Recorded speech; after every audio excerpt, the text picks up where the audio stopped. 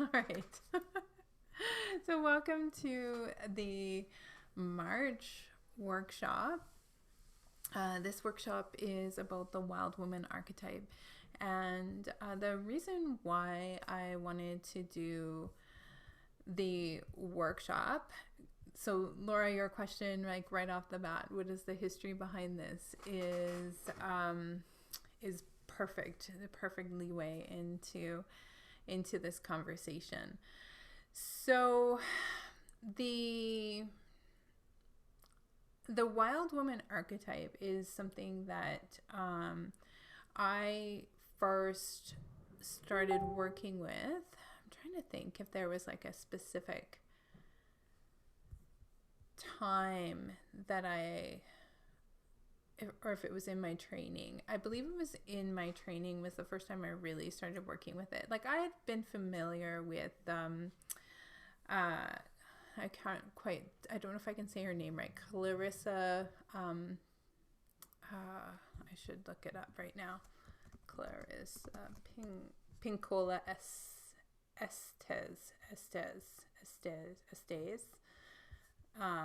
She wrote the book Women Who Run with the Wolves, I believe is the name. I've not read it. I have it like in my Audible, thinking I would read it this month, but I haven't gotten a chance to dive in. So I had definitely heard about that book, and I definitely encountered some work with this archetype while I was in university and through the years, and had definitely seen it in spiritual circles. But my first real experience of working with the wild woman archetype was in my training with Layla Martin. And the way that we did do a primal ritual at one point in our training, which involved like kind of more of a shamanic type experience with drumming and and rebirthing, and it was really intense, and then other opportunities to work with this particular archetype. And the intention of the wild woman is the archetype. I'll talk a little bit more about it in the presentation. Steve always bugs me when I say presentation in presentation. But that the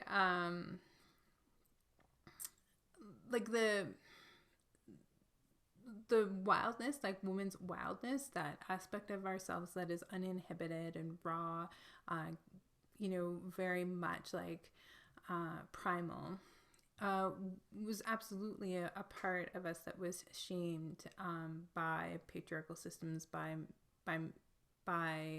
let's just say by patriarchy, really, and used to really hold us down. And we think even back to, you could even think about like the witch hunts and that sort of condemnation of women's women who were deeply connected with nature. So we see that throughout history as a way to hold women back or to shame women. And so the reclamation of wildness is actually a really powerful thing for women to do. And I felt that I had that exact experience.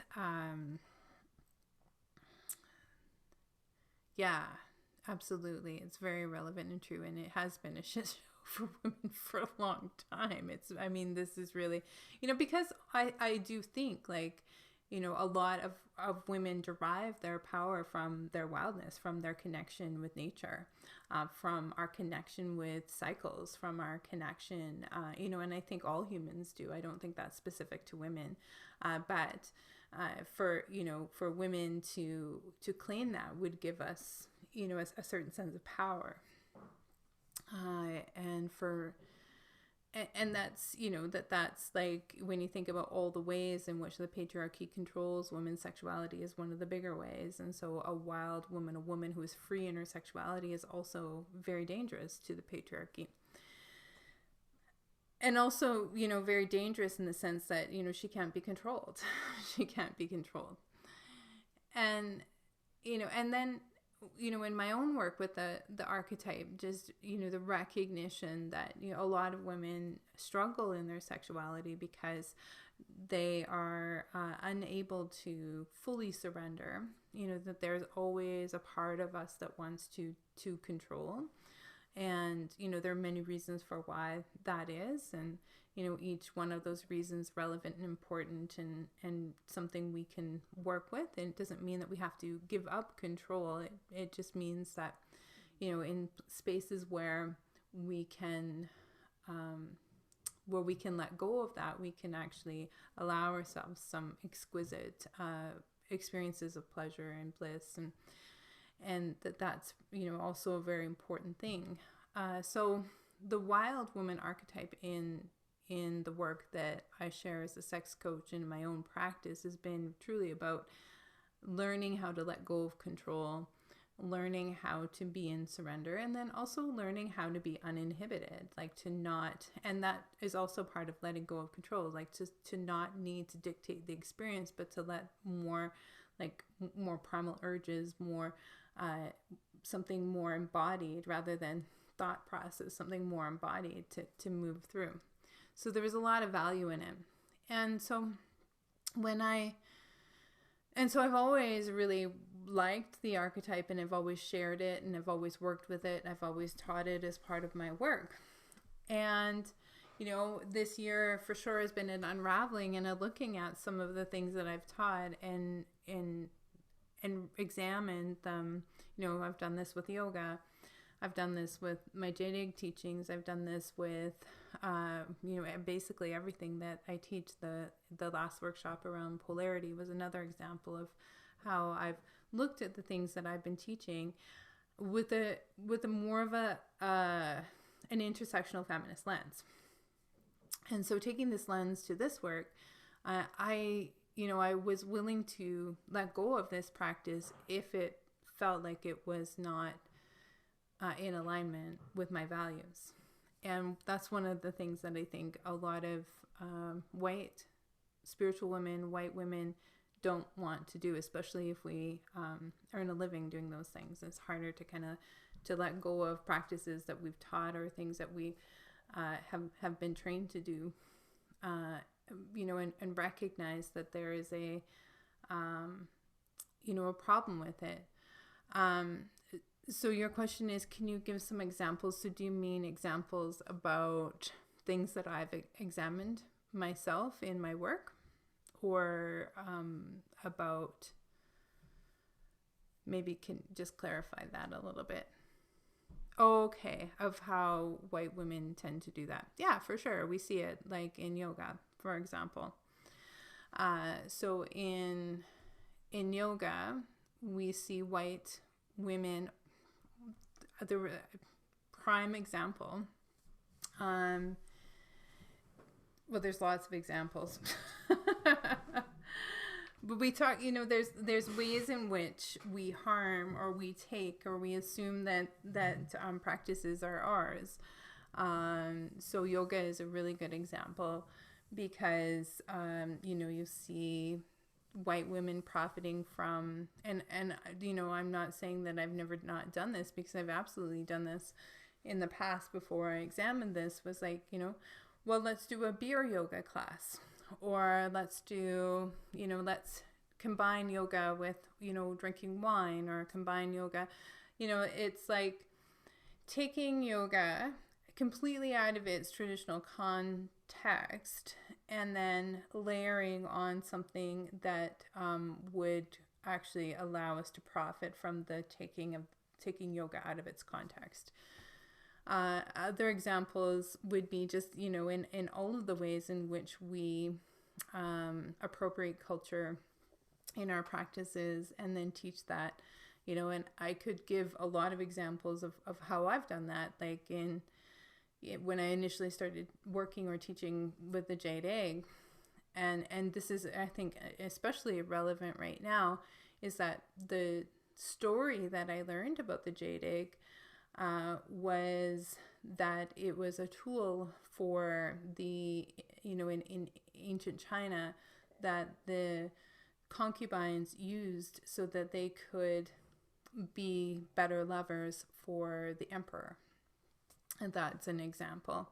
And so that is the mythology, yet there's actually no archaeological or historical evidence that that's true. That's the mythology that came along with it. And I think a really important mythology to understand in the context of, say, Kim Anami's work, where she just did a video called Kung Fu Jaina. And I talked a little bit about it. So Kim Anami is a white woman who teaches Jaidig practices, and she talked about this.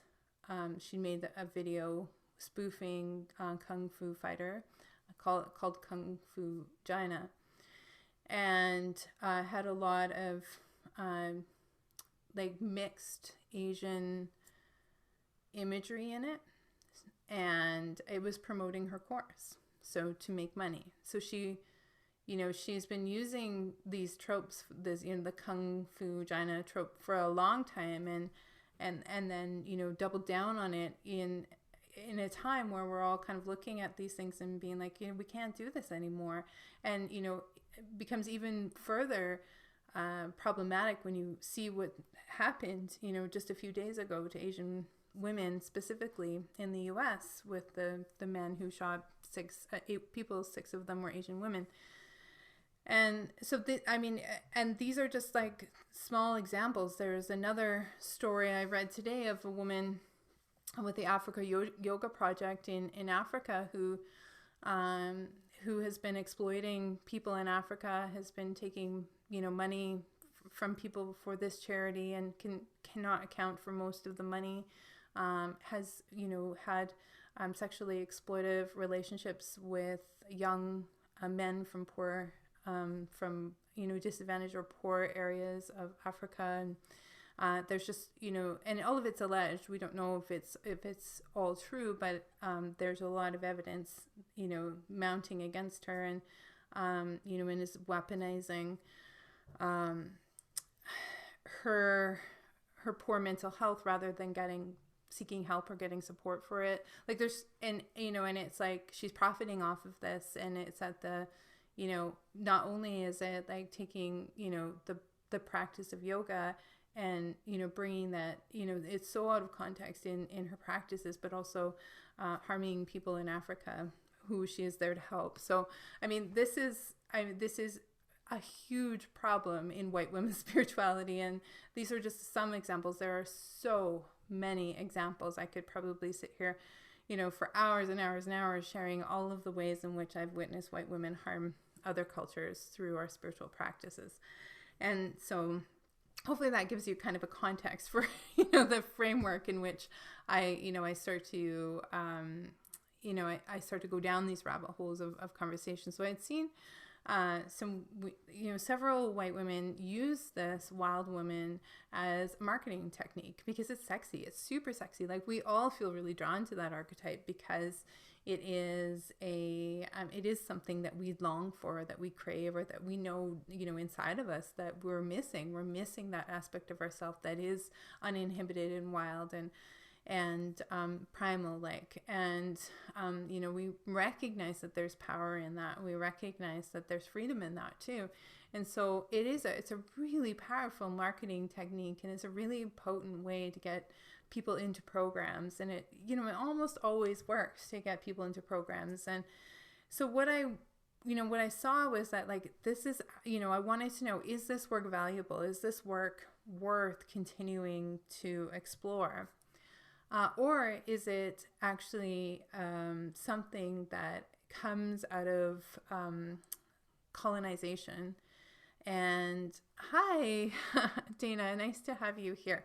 So I was just giving a context for the conversation. So if you do get a chance to watch the replay when I send it out, definitely check out the first little bit I was talking about white women's spirituality and some of the issues that I've seen in white women's spirituality. And that sort of led me to seeing, just questioning whether or not I actually wanted to continue working with wild women archetype, if there was value in continuing to teach this work, And, why do I feel like there's a problem in this, and why am I uncomfortable, and why do I feel a need to kind of go down that rabbit hole and explore that a little bit more. And so I set out on a mission of research to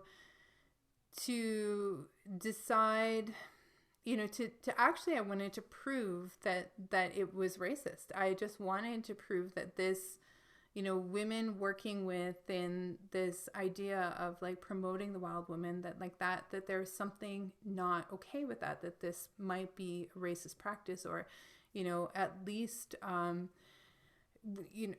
I just call it what it was. And I was like, so I looked through, I looked for academic papers, and I searched every possible combination of racism, wild woman archetype, and I looked for a lot. So I read through several papers, and then I Googled forever. I found nothing. And I was like, how is there not anything? Like, how is this link not being explored? And so I thought, okay. And what I did find was actually a lot of information about the value of this work and the importance of doing this work. So I kind of have to be like, okay, so we know that this is valuable, but why am I still uncomfortable with it? And I think what made me uncomfortable was the imagery. And I'm going to show you some of that in the slideshow. So you'll see like one of the images that even just in Canva, a quick search of wild woman pulled up immediately. And, it was the imagery combined with maybe what some people thought a wild woman was and what actually working with that archetype really means. And so this workshop is about exploring the research that I did into how we can work with this archetype in a way that truly honors what it, the power that it has, and how we can make sure that we don't lean too far into, further causing harm as colonizers, as settler colonialists, or as those who have moved from our part of the world to another part of the world and displaced people who lived here. So that is the framework for the conversation. I am going to now share my screen so that I can share the slideshow. I'm just going to pull up the slideshow first, and then I will share my screen with you.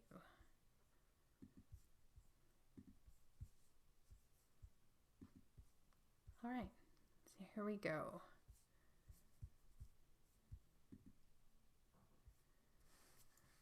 Let's begin with a land acknowledgement.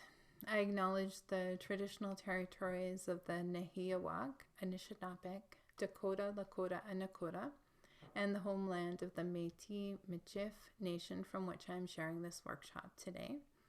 My home and my studio are on Treaty 4 lands. I acknowledge the history of Indigenous peoples on this land, in particular the devastation caused by Europeans who spread smallpox to the Assiniboine peoples who are buried in mass graves south of where I currently reside and for which the town I live in got its name, Indian Head. I want to acknowledge the labor of Indigenous women who worked as housekeepers for the European families who settled this community. I want to acknowledge and celebrate the reclamation of land that was formerly the Prairie Farm Rehabilitation Site and the enterprise happening on this land with Indigenous bloom. I will be a steward of this land as a way to honor the Indigenous peoples who lived here past, present, and future. So welcome to the Wild Woman Workshop. We'll be exploring the use of the Wild Woman archetype within the context of sexual awakening work. We'll look at how exotification of Indigenous culture can be problematic in this work, as well as the immense value of archetype work for women struggling with feeling sexual shame or low desire. For those of you who don't know me, I'm Robin. I'm a sensuality coach and embodiment expert who supports passion-driven women and feminist business owners to connect with their sexuality and to overcome shame through unwinding the patriarchal conditioning that holds them back from feeling the pleasure they both desire and deserve to feel. This workshop was born out of a feeling of curiosity over the term wild woman in the white woman's spirituality. I decided to dig a little deeper, and I was actually really surprised by what I found.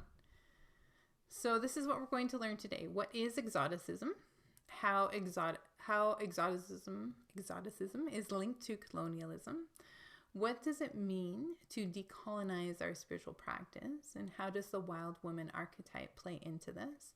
And how to work with this archetype in a way that isn't harmful to other cultures? Why archetype work is so powerful for women who are experiencing sexual shame or low desire. So let's start with part one. What is exoticism?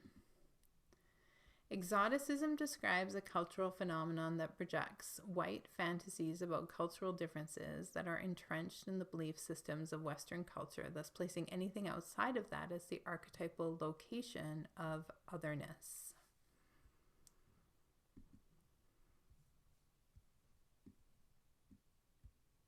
Exoticism is associated with notions of animality, but is not the same as the idea of barbarism. We associate the exotic with lush vegetation in the tropics. This brings to mind the ideas of nature, fertility, and uninhibited sexuality. This abundance of colors, sounds, smells, and tactile experiences give rise to a tendency in Western culture to consume. Feeling unrestrained by political responsibility and ethical commitment to what feels like actors in a very real fantasy. Exoticism completely disregards the disadvantaged folks who make a meager living playing out their roles in this fantasy. And during the Enlightenment, traveling the world was about bringing back clothing, silks, china, perfume, precious stones, etc. It furthered the idea of otherness, reducing humans to a costume, and thus also resulted in the belief that changing the clothing of indigenous populations would assimilate them as settler colonialism held took hold worldwide. The exotic often unleashes the sexual desires of repressed Westerners, which results in prostitution, often happening in Western-style 5-star hotel chains, so that Westerners can stay in their comfortable environment while they bring those into that environment. So what we see here, and I think, when we look at this, there is... when we look at this in the context of what many of us are missing in our sexuality, it is that idea of uninhibited sexuality, the idea of being more animal. It is the idea of being actors or living in a fantasy. All of these things are things that really are very much missing from Western culture. And so you can see why exoticism and archetypal work and spiritual work and the work to feel more fullness in your life can kind of get mixed together, right? Because it's like we don't see it in our own culture, and so then we look to other cultures who maybe look like they have what we want, what's missing from our culture. And because of what happened with colonialism, because of just the idea of white supremacy, we have just sort of felt like we can take it. If we like it, we can take it. It also belongs to us. And we take things and we take them completely out of context. And so you can see how these things can start to get mixed together. And so where this leaves me is just in the sense of like, okay, so understanding this, how do we practice spirituality? How do we practice with this idea of wildness, of uninhibited sexuality? How do we do that? But also do that in a way where we're actively decolonizing our practices. And so here we go. that image that you see right there was the image that I found when I searched wild woman in Canva. It was one of the very first images to come up, and that really speaks so much to where I was feeling concern and problem with this. So I encourage you to look at your own spiritual practices and how many of these are inspired by your own ancestry. How many are borrowed from other cultures? When we mix exoticism with spiritual seeking, we find cultural appropriation in our practices. And this is where I fear the power of the wild woman archetype can get lost. What is the imagery that we're seeing in relation to the wild woman? And this is the imagery. Often we see the image in the photo, and often it's happening in spiritual circles that are encouraging gender essentialism, and cultural appropriation is happening unchecked. So how do we decolonize our spiritual practices? So I think this image again, we can see the use of sage, but we also see the hand is clearly the hand of a white person. So understand that colonization is when, first we need to understand that colonization is when a dominant culture exploits people, land, and resources for its own purposes. We also need to understand that colonization is a global concern and has left cultures decimated, deeply harmed, and traumatized with many ongoing social, economic, and cultural problems. Reclaim your own ancestral ceremonies, practices, and rituals if you are able to. And then look at what you've stolen, borrowed, or assumed was yours that you took from other cultures and find alternatives. And there's always ways to find alternatives. Explore how exoticism has played a role in how you view yourself as a spiritual person, the practices, as well as the aesthetic. And I think this is a really important part of this. How do you decorate, or how do you role play your spirituality? And how has that been very much largely borrowed from other cultures? And then we move on to part 3, the wild woman. Let's talk about the power of the wild woman archetype. So sexual archetypes can be very powerful when we're examining our relationship with our sexuality. So this comes actually from the research that I did on archetypes, and this article, so I have it in the bottom left, you can see the citation for the article, and I will share that with the replay. But I found this article, and it just really... I realized the value of this work and why I intend to continue to teach this archetypal work, particularly working with the wild woman archetype. So essentially we have gatekeepers or inhibiting sexual archetypes that are holding us back from our fullest sexual expression. So you can consider how certain archetypes, so it might be a good daughter, a good mother, the maid, and the virgin, are currently playing a role in your sexuality. So if you feel inhibited or held back, often there is a gatekeeper, an aspect of yourself that is actually holding you back from fully allowing yourself to explore sexually. So working with archetypes actually gives us an opportunity to explore a more empowering narrative in our sexuality. And wild sexual energy, like I said earlier, is really what was taken from women and used to shame us. So when we work with the wild woman archetype, it can be very liberating and impactful, especially for women who are experiencing sexual shame or low desire. And so my solution to this is to recognize what it really means to embody wildness. And so in order to fully embody wildness in a way that doesn't further perpetuate exoticism, is to consider your primal animal nature. This kind of wild is without the human construct of culture. It's nature, it's the wild, it's uninhibited, and it's fully surrendered. And I would say I would even deepen that into saying it's fully surrendered to the flow of life. And nature, it just does what it does, right? So there isn't an inhibition in that. It just does nature. And really, if we can draw from that, that animal aspect of ourselves, that primal, the part of us that is wild, then we can work with that without the fear of cultural appropriation or exoticism. And that is it. That's the summation of what I discovered. So if you have any questions, please feel free to ask your questions now.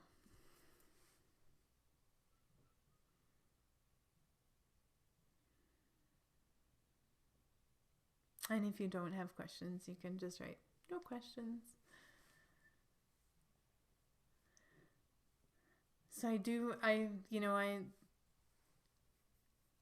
this is something that I'll continue to look at. I'll continue to explore and learn from others and see what others are teaching. But I'm happy. I feel like I have a resolution around this in terms of how I'm understanding the power of this work. And I feel actually really happy that I found a lot of supportive information for continuing to work with this archetype. But just a reminder of, to even just check, my own internal bias around what wildness is. Is that, am I doing it, am I kind of like imagining it or embodying it in a way that is actually constructed by, my post-colonial, I would say, still colonial. I don't know that we're post-colonial necessarily when it comes to our practices, but this mindset of mine, this like where I've, this culture that I've grown up in, is, is it shaping how I view this archetype, and can I actually work with where I think there's more power in it, which is in working directly with nature and, losing the costume, and letting wildness be, fully naked, fully wild.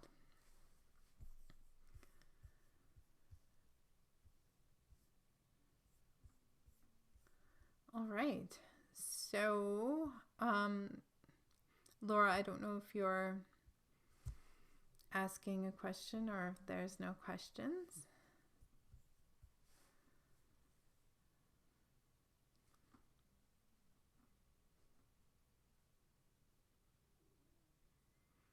And so I guess, the last piece would be for anyone who is watching the replay. If there's anything in the content that struck you as, I'm gonna think about that further. Is there something maybe that that you'll take away from this that you found to be intriguing?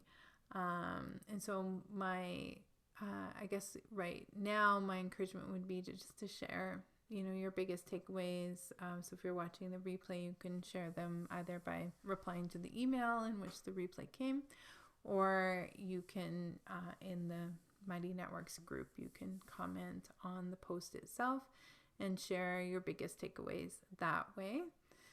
And then if you have any further questions, if you're curious about doing this kind of work, I'm more than happy to chat further about doing this kind of work. There is an entire module on working with this archetype in my course, my Ignite Your Desire course, and that course is going to be opening up for anyone to enroll in probably, I would say, in about 2 weeks. When we're finished the live launching of the course, then anyone can sign up and go through the course at their own pace. But I think that's it for this evening. So thank you so much for joining me. And if you have questions, I'm here. I'm always happy to chat about this, and feel free to reach out anytime. Thank you so much for joining me. Take care.